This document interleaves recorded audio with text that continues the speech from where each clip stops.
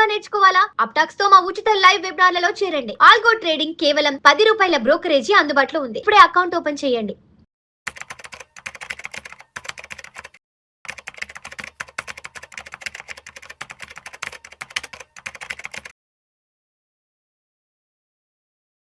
నమస్తే అండి, welcome to Suman TV. నేను విజయకర్ గారు.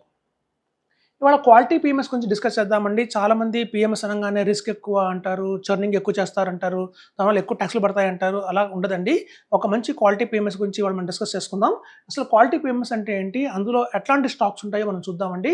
ఈ క్వాలిటీ పీఎంఎస్లో వచ్చి మనకి హెచ్డిఎఫ్సి బ్యాంక్ అందరూ తెలిసిందే, అలాగే బ్రిటానియా మనకు తెలిసిందే బ్రిటానియా ఇండస్ట్రీస్, అలాగే ITC, Sun Pharma, Hindustan aeronautics, about India, అలాగే చూస్తే బ్లూ స్టార్ ఏసీస్, అలాగే కోరమాండల్, కోక్ ఫోర్గ్ అంటారండి. ఇది సాఫ్ట్వేర్ కంపెనీ ఉంది, హైదరాబాద్ బేస్డ్ కంపెనీ, చాలా మంచి కంపెనీ ఇది.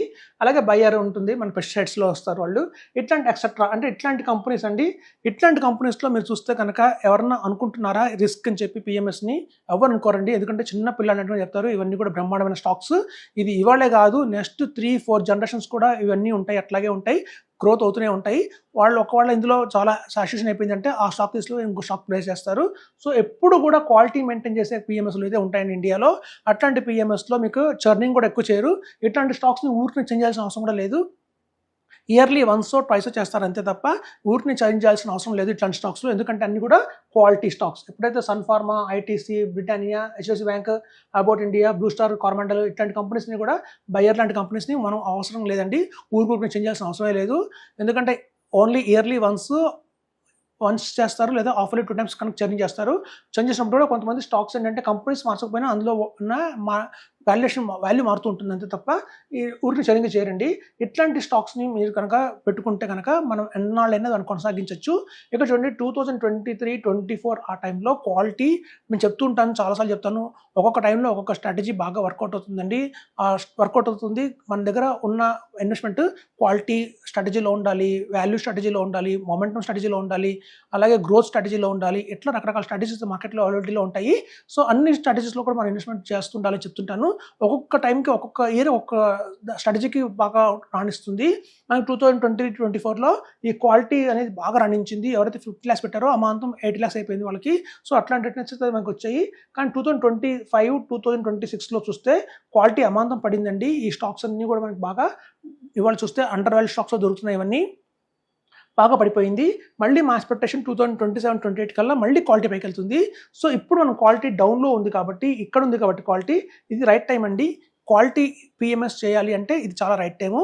ఇట్లాంటి స్టాక్స్ అన్నీ కూడా ఇట్లాంటి టైంలో ఇట్లాంటి 25 స్టాక్స్ మనం మనం పట్టుకోవాలంటే చాలా సరే స్టడీ చేయాలి వాటి మీద. కానీ ఇక్కడ కంపెనీ వాళ్ళే అన్ని స్టడీ చేసి బెస్ట్ క్వాలిటీ 25 స్టాక్స్ మనకి ఇస్తున్నారు. అలాంటి 25 స్టాక్స్లో కనుక మనం 50 lakhs ఇన్వెస్ట్మెంట్ చేస్తే ఆ 50 lakhs ఆ క్వాలిటీ స్టాక్స్లో డిస్ట్రిబ్యూట్ అవుతుంది. నెక్స్ట్ రాబోయే 2027-28లో అమాంతం క్వాలిటీకి మళ్ళీ పైకి వెళ్తుంది అంటున్నారు.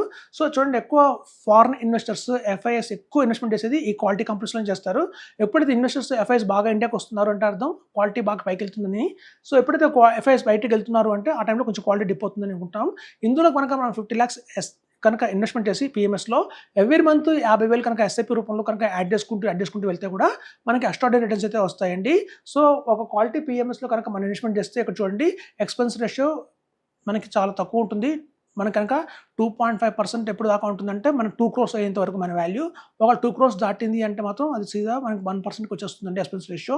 సో మనకి ఎక్స్పెన్స్ రేషియో కూడా రాబోయే రోజుల్లో తగ్గిపోతూ ఉంటుంది. 2%, 1.5%, 1% తగ్గిస్తుంటారు మన వాల్యూ పెరిగిన కొద్దీ. సో ఇట్లాంటి క్వాలిటీ స్టాక్స్లో కనుక పెట్టుకుంటే కనుక మనకి హ్యాపీగా ఉంటుందండి, నిద్రపోవచ్చు హాయిగా, మనకి ఎటువంటి టెన్షన్ లేదు. ఇందులో పెన్నీ స్టాక్స్ అలాంటివి, mid cap, small cap, penny స్టాక్స్కి ఇందులో ఆస్కారమే లేదు. సో ఇట్లాంటి వాటిలో పెట్టుకొని మనం కనుక ఎవ్రీ మంత్ ఎస్ఐపి రూపంలో కూడా 50,000 వేసుకుంటూ వెళ్తే కనుక రిటర్న్స్ అమాంతం బాగానే వస్తాయి. సో పిఎంఎస్ అనగానే బ్లైండ్గా రిస్క్ అని అనకండి. అందులో కొన్ని రకాల పిఎంఎస్లు ఉంటాయి, కొంచెం కన్సర్వేటివ్ పిఎంఎస్లు ఉంటాయి. మనం కనుక దగ్గర 50 lakhs కనుక ఉంటే మనం ఇట్లాంటి క్వాలిటీ పిఎంఎస్ స్టాక్స్లో ఒక 25 lakhs ఇన్వెస్ట్మెంట్ చేసి రిమైనింగ్ 25 lakhs కావాలంటే మనం డైరెక్ట్ మ్యూచువల్ ఫండ్స్లో కూడా ఇన్వెస్ట్మెంట్ చేసుకోవచ్చండి. మనందరికీ తెలుసు మనకి పిఎంఎస్లో ఒక ఆప్షన్ ఉంటుంది, అటు మ్యూచువల్ ఫండ్స్ డైరెక్ట్ ప్లాన్స్ దొరుకుతాయి, అట్లాగే క్వాలిటీ స్టాక్స్ దొరుకుతాయి. మన దగ్గర 50 lakhs కనుక ఉంటే ఇట్లాంటి క్వాలిటీ పిఎంఎస్లో ఒక 25 lakhs, అలాగే కనుక మనం ఒక 25 lakhsని మనం మ్యూచువల్ ఫండ్స్లో డైరెక్ట్ ప్లాన్స్లో కూడా ఇన్వెస్ట్మెంట్ చేయొచ్చు, లేదా మీకు ఇంకో ఆప్షన్ ఉంది ఈటీఎఫ్స్లో కూడా ఇన్వెస్ట్మెంట్ చేసుకోవచ్చు ఒక 10 lakhsని. సో అట్లా మనం కనుక ఒక బుకేలాగా కూడా చేసుకోవచ్చు అండి. అదంతా ఆప్షన్స్ అయితే మన పిఎంఎస్ దొరుకుతున్నాయి. సో ఇట్లాంటి ఎక్స్ట్రాడినరీ పిఎంఎస్లో కనుక ఇన్వెస్ట్మెంట్ చేస్తే కనుక మనకి రాబోయే రోజుల్లో మంచి రిటర్న్స్ అయితే వస్తాయి. ఇప్పుడు అమాంతం క్వాలిటీ చాలా డౌన్లో ఉంది, మనందరూ తెలుసు.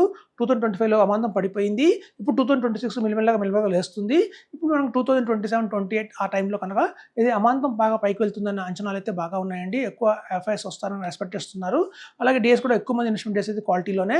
సో ఇట్లాంటి క్వాలిటీ స్టాక్స్ కనుక మన దగ్గర ఉన్నాయి అంటే మనం రాబోయే నెక్స్ట్ 20 years కూడా వీటిని ఉంచుకోవచ్చు. అలాంటి స్టాక్స్ వల్లే ఉంటాయి అని చెప్తున్నాను. సో అదండి క్వాలిటీ పిఎంఎస్ గురించి. వీటికి చర్నింగ్ కూడా ఎక్కువ ఉండదు కాబట్టి మనకి ట్యాక్స్ డిస్కషన్ కూడా ఎక్కువ పడదు. లాంగ్ టర్మ్ క్యాపిటల్ ట్యాక్స్ వచ్చి మనకి 12.5% ఉంటుంది. అలాగే మనం చూస్తే కనుక 2.20% మనకి షార్ట్ టర్మ్ క్యాపిటల్ ట్యాక్స్ అయితే ఉంటుంది. At the same time dividends అయితే ఎవరిస్తారు చూడండి. ఇక్కడ మనం చూస్తే ఇక్కడ ఐటీసీ వాళ్ళు డివిడెండ్ ఎక్కువ ఇస్తారు. అలాగే మనకి చూస్తే చాలా కంపెనీలు మనకి కొంచెం డివిడెండ్ ఎక్కువ ఇచ్చే అవకాశం ఉందండి.